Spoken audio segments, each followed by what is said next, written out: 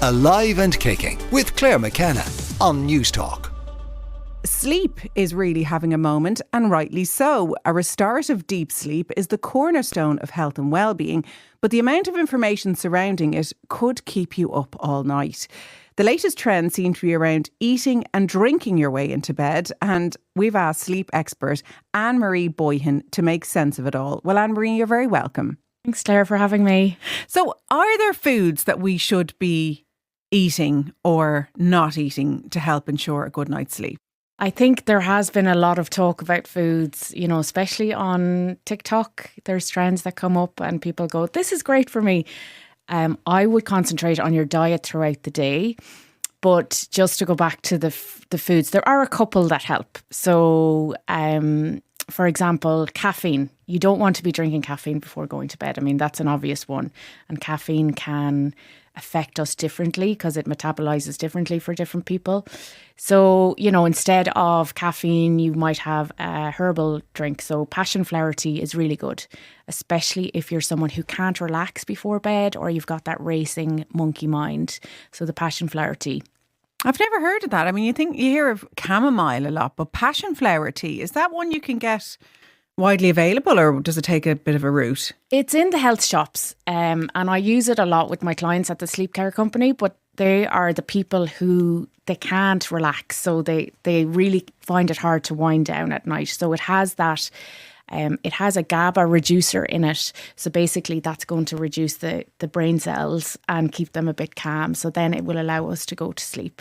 So yeah, you might have to root for it, but I had seen it in Nourish the other day. But in health shops you will get it. You wouldn't get it in a supermarket. And what about drinks then? Because you mentioned some of the trends. I mean, we're all familiar with, perhaps as kids, being given hot milk before bed. Is there anything in that? Yes, and milk before bed for kids, warm milk, it's a thing that we used to do, and it's due to the casein in the milk. So that has a type of an opioid effect, which is like really calming, drowsy.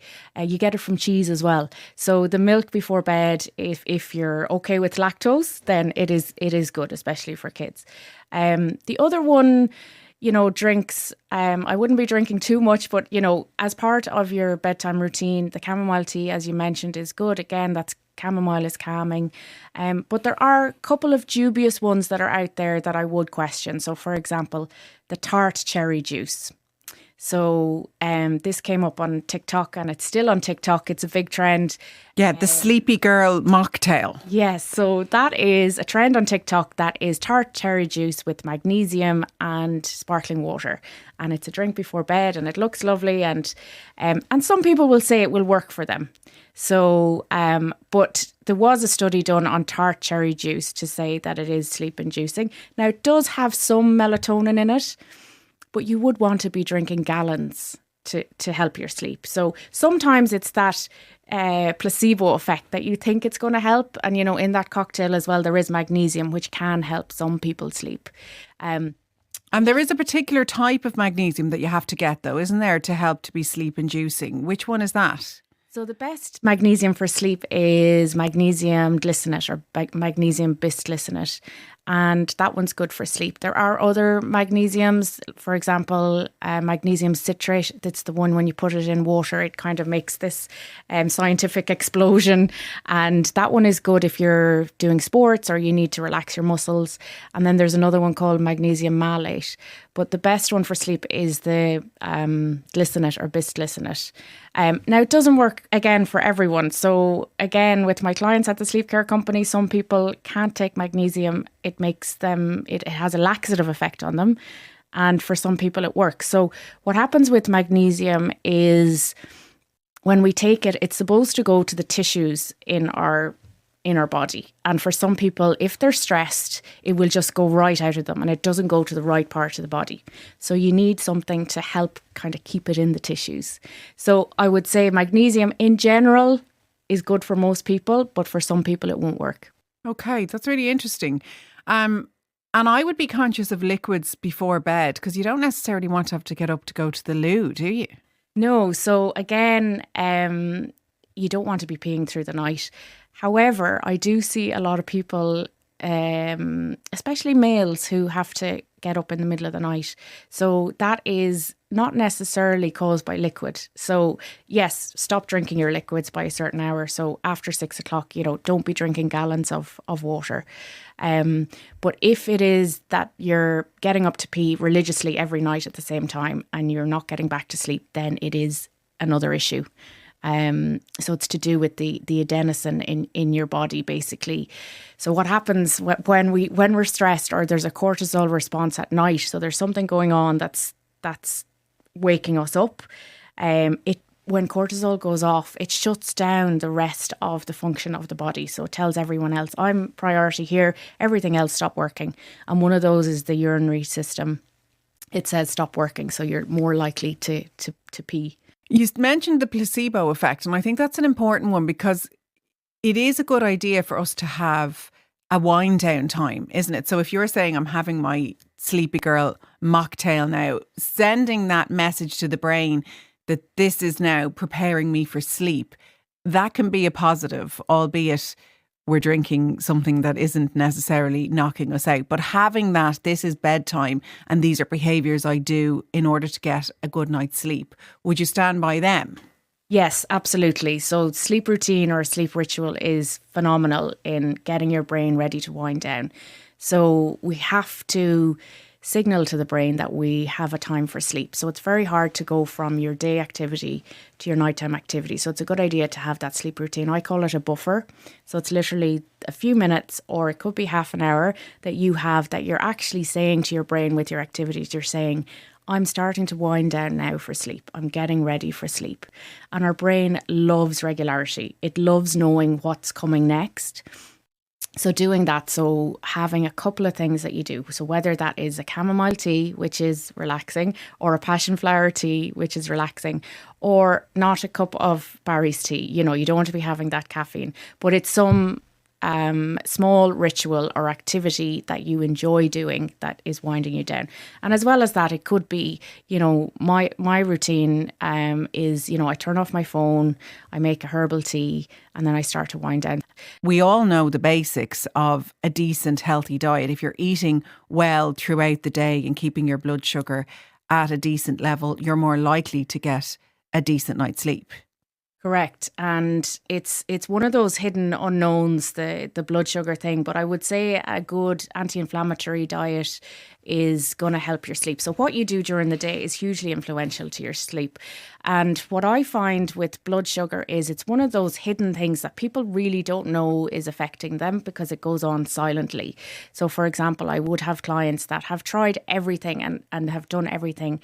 And the last thing they think of, because they're healthy or they eat well, they don't think that blood sugar affects them. But what happens with blood sugar is, if you have a diet of, for example, you're a very busy person, you rush out in the morning and you grab a coffee and a croissant, for example. And then what happens is the blood sugar roller coaster starts. And it's going to go up and down all day. But what happens at night is it dips at night. When your blood sugar dips at night, that cortisol response goes off and it wakes us up. So you're going to get a beating heart. That's the cortisol saying, I'm here. Sometimes with blood sugar dipping in the night, you're going to feel hungry. And that if you eat a couple of nuts and go back to sleep, that means you definitely have blood sugar issue. But that cortisol and the blood sugar going off in the night means that your blood sugar is dysregulated. So the big thing to do there to get it back in check is your first meal. So breakfast. So what are you having for breakfast? So make sure to have protein. So have, even if there's other things in your breakfast, so have a protein rich breakfast. So that could be eggs, or it could be meat, leftover dinner. It's really around, I believe, rethinking how we view breakfast. I think the cereal companies have a lot to answer for when they told us that cereals were our breakfast thing. So when I see my clients do that, they get their blood sugar back in check and they get their sleep back. It's kind of one of the first things that works really quickly if you can get it right. Some people say, well, I'm totally healthy. That doesn't apply to me. I have a protein smoothie in the morning. And I work out and all of that.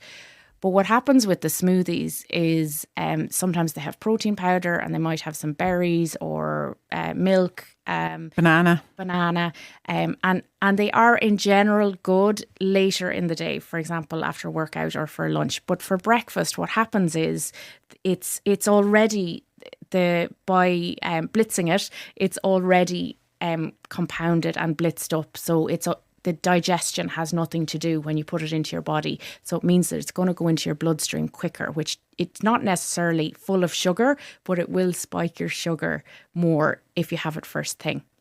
So when I mean protein for breakfast, go back to your basic foods, your whole foods, your eggs, your meats, your bacon, for example, and have those.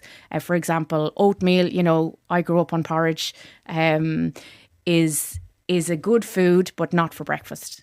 Really? Because I was going to ask, if you were to throw a scoop of oats into that smoothie, would that help balance out because it's a slow release carbohydrate? Yeah, so again, if you're looking at your blood sugar, it's a no-no. Now, oats are brilliant for cholesterol lowering, for fibre, for things like that. I would add them to other things.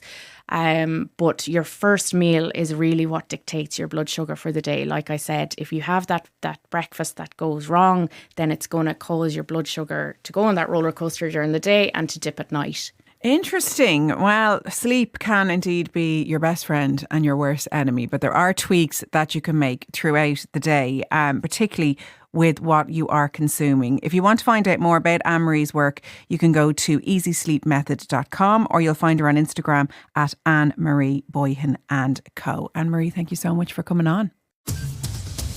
Alive and Kicking with Clare McKenna. Sunday morning at 8 on Newstalk.